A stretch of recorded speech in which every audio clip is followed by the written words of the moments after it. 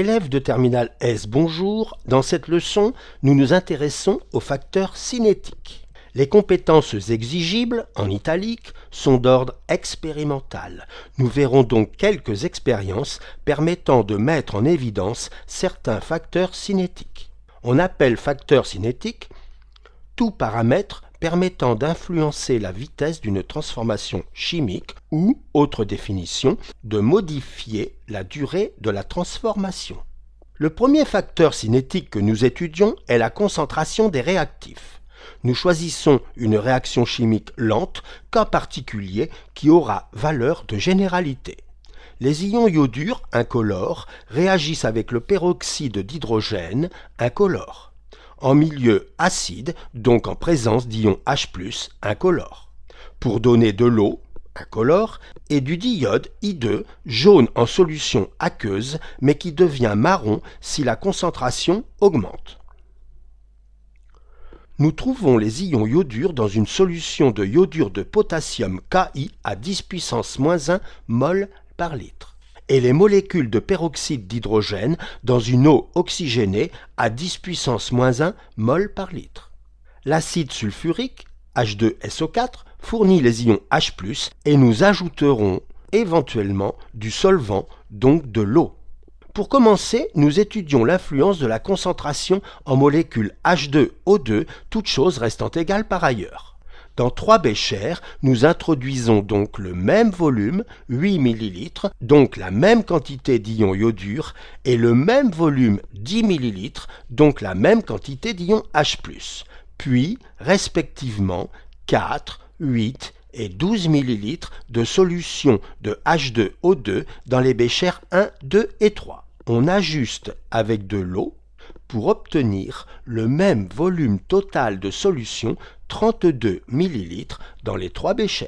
En considérant le volume d'acide sulfurique et le fait qu'une mole de H2SO4 donne 2 moles d'ions H+, on voit que ces ions sont en large excès. Dans le bécher 1, la stoichiométrie est respectée entre les réactifs I- et H2O2. Les deux réactifs sont donc limitants, donc I-, le réactif sur lequel nous concentrons notre attention maintenant, est limitant. Il en est de même dans les béchers 2 et 3, puisqu'on y augmente la quantité de H2O2. La même quantité d'ions iodures I- est consommée et conduit à une même quantité de molécules I2 produites dans un même volume V total. Ce qui donnera donc une même concentration en d'iode dans l'état final et donc la même coloration finale. La concentration en ions iodures est la même dans les 3 béchers. Accessoirement, nous pouvons facilement la calculer. Elle vaut 25 mmol par litre. Les ions H+ sont en concentration égale dans les 3 béchers. Ils sont en excès. Et les concentrations en H2O2 sont respectivement égales à 12,5, 25 et 37,5 mmol par litre dans les béchers 1, 2 et 3. Nous avons donc cette relation d'ordre où la concentration en peroxyde d'hydrogène la plus faible est dans le bécher 1, la plus forte dans le bécher 3. Voici le résumé de ce que nous venons de dire. Voici les 3 béchers contenant H2O2 et H+, et 3 tubes contenant les ions iodures.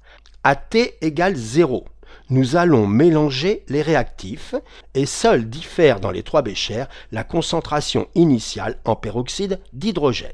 C'est parti pour le mélange.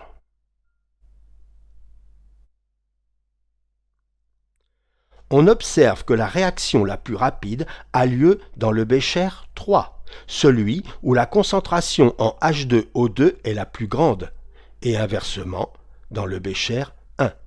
Si on attend suffisamment, la coloration est la même dans les 3 béchers, car la transformation atteint le même état final. La conclusion: la durée de la transformation diminue si la concentration du réactif H2O2 augmente. Sur le graphe, concentration en diode en fonction du temps, on porte l'asymptote correspondant à l'état final où tous les iodures ont été consommés et la courbe correspondant au bécher 2. À quel bécher correspond cette courbe bleue? la transformation est moins rapide puisque par exemple à cet instant-là, l'état final n'est pas encore atteint. Il s'agit donc du Bécher 1. Et voici la courbe correspondant au Bécher 3.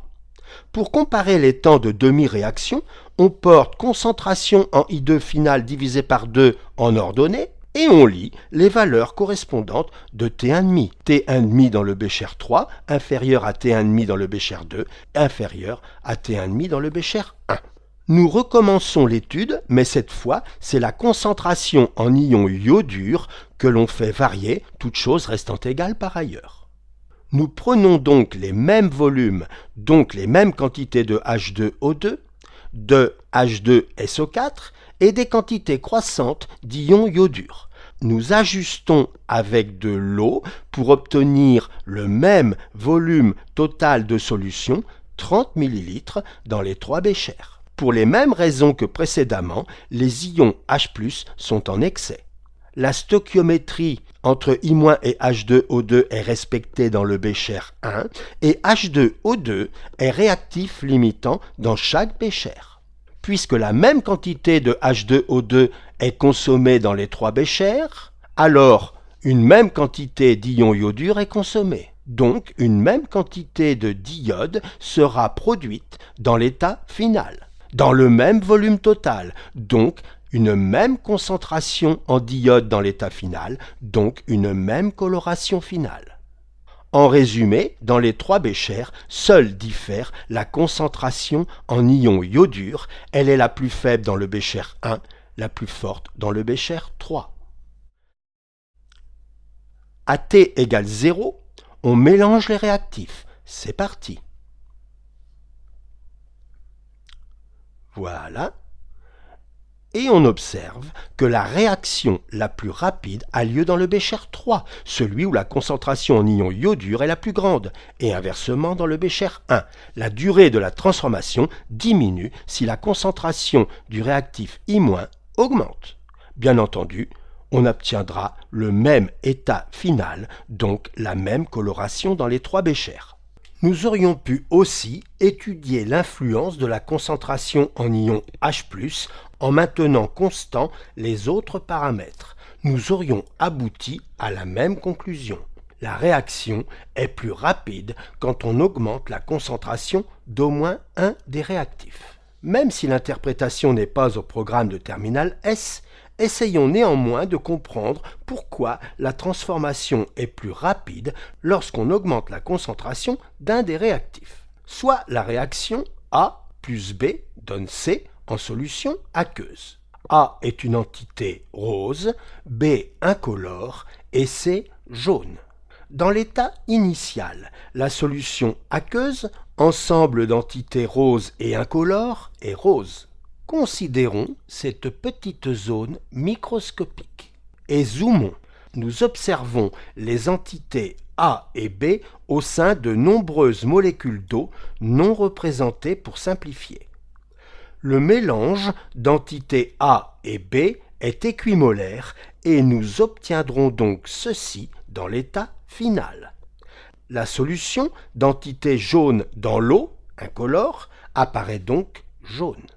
L'état initial du Bécher 2 est constitué de molécules A roses avec la même concentration que dans le Bécher 1.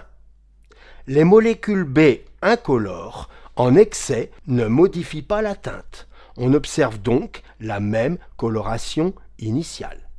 Dans l'état final, nous obtiendrons la même concentration en entités jaunes que dans le Bécher 1 et donc la même teinte puisque les entités B incolores qui n'ont pas réagi n'interviennent pas sur la couleur. Mais pourquoi la réaction est-elle plus rapide dans le Bécher 2 où on a augmenté la concentration en réactif B? A réagit avec B pour donner C. Oui, mais à condition que A entre en contact avec B. Les réactifs, pour que la réaction ait lieu, doivent se rencontrer, comme ceci. Dans le Bécher 2, les rencontres entre A et B sont beaucoup plus fréquentes. La réaction est donc plus rapide. Toutes les entités sont en mouvement, A comme B comme C produit. Mais, pour simplifier, les entités A rose et C jaune sont immobiles sur l'animation, ce qui ne change pas le résultat. Regardez la coloration déjà jaune du bécher 2, mais encore rose du bécher 1.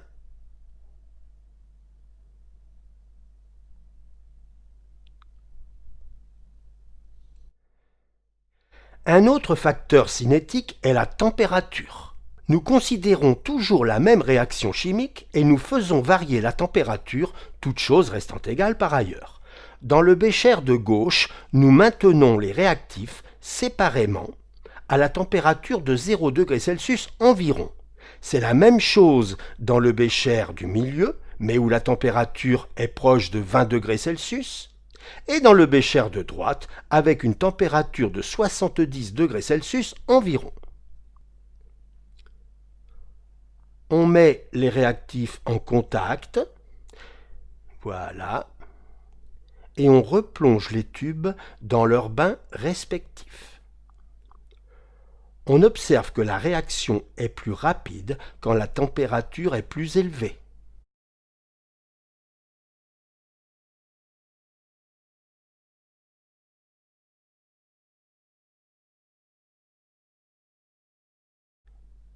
Voici quelques minutes plus tard, et encore plus tard, voilà. Si on attend encore, on aura exactement la même coloration dans les trois tubes. Sur le graphe avancement X, en fonction du temps, nous portons l'asymptote Xmax et la courbe correspondante à l'évolution dans le bécher à 20 degrés Celsius que nous appellerons bécher tiède. À quelle température correspond la courbe bleue? L'état final est atteint plus tard. Il s'agit de la température basse, celle du bécher froid. Voici alors la courbe correspondant à la température du bécher chaud, où l'état final est atteint plus vite. De même que précédemment, nous pouvons établir la relation d'ordre entre les temps de demi-réaction.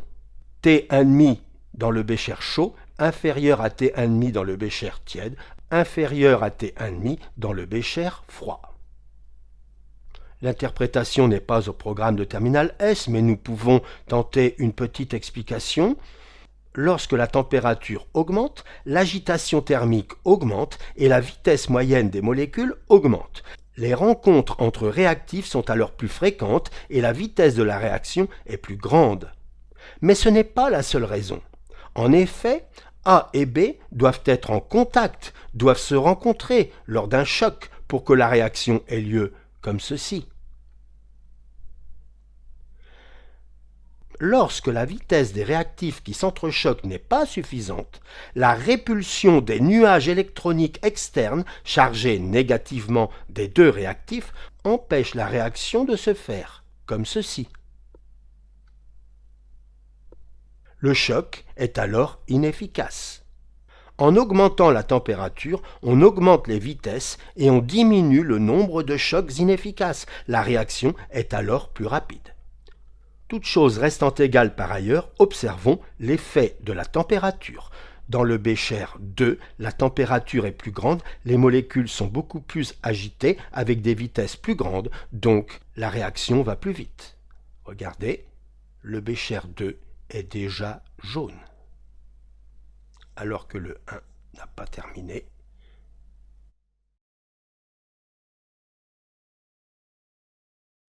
Si on laisse un poisson frais à la température ambiante, des réactions de décomposition lente conduisent bientôt à un poisson pourri. Pour rendre ces réactions les plus lentes possibles, il faut diminuer la température le plus possible. Vous comprenez mieux l'intérêt du congélateur. La leçon est terminée. Dans la suite de cette leçon, nous verrons d'autres facteurs cinétiques. À bientôt!